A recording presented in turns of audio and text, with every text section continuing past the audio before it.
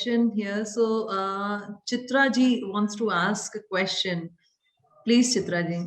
But just to elaborate, because last year we were looking at real estate developments, residential real estate developments in Pune, and I had a student of mine who was looking at projects which were not really net zero, but at least looking at a project which was more sustainable.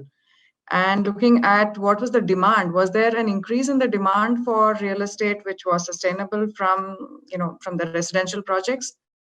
Surprisingly, there wasn't any great difference. So maybe it will roll in future, but right now, as of now, or let's say projects which were executed in the last few years, there wasn't a great significant increase in demand. From the supply side. As WTC in India, we've been mainstream green or sustainable development is a very close thing that which is very close to our heart, and our designs are on sustainable lines. For the residential end users, we've usually found that this is something that needs to be educated, and as far as the end user is concerned for residences, there needs a lot of education to be done there. But as far as corporates are concerned, especially with large space occupiers like IBM, Cognizant, Infosys, these are the corporates or Genpact, which are in international markets, understand sustainability and the advantages of sustainability. And incidentally, in India, they're one of the largest space occupiers. They have a global mandate to actually prefer, if they're doing the RFPs, exactly. This is one of the criteria for them in the RFPs. And I'm sure Ed would also agree with that. There are certainly, like World Trade Centers are usually addresses to Fortune 500 companies. And largely, this is one of the reasons that Fortune 500 companies prefer the address of World Trade Center, because the sustainable aspect is actually driven there. It's expected to be there. Right? Yeah. But in residential, I would agree with you that in India, we have a long way to go but then exactly. It depends on us to educate. And it's also which segment are we catering to? That is also a very important segment. If it is a mid-affordable segment, if we are educating them of the advantages of having sustainable development, yes, we would. Yeah, I agree.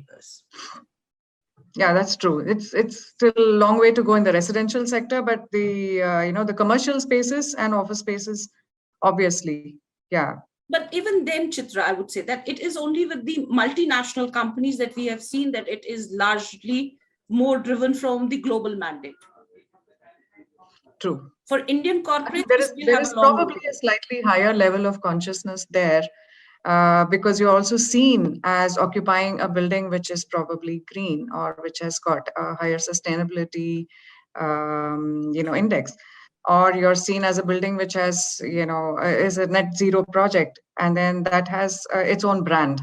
Whereas at the residential scale, it is driven more by the cost factor. I mean, and to explain to them that in the long process, in the longer, the life cycle cost of the building, or when you're looking at maintenance from the maintenance point of view, it makes sense to invest in a project which is green or invest in a project which is more sustainable.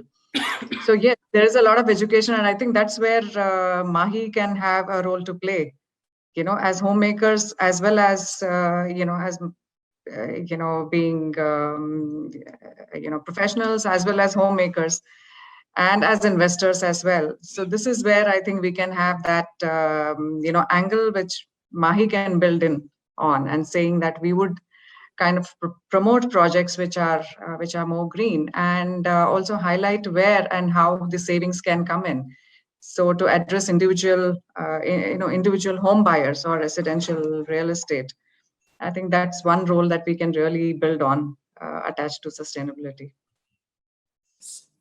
Lovely. I always say that real estate is a service, so we have to actually provide it as a service. Even sustainability and the advantages of sustainability are a service.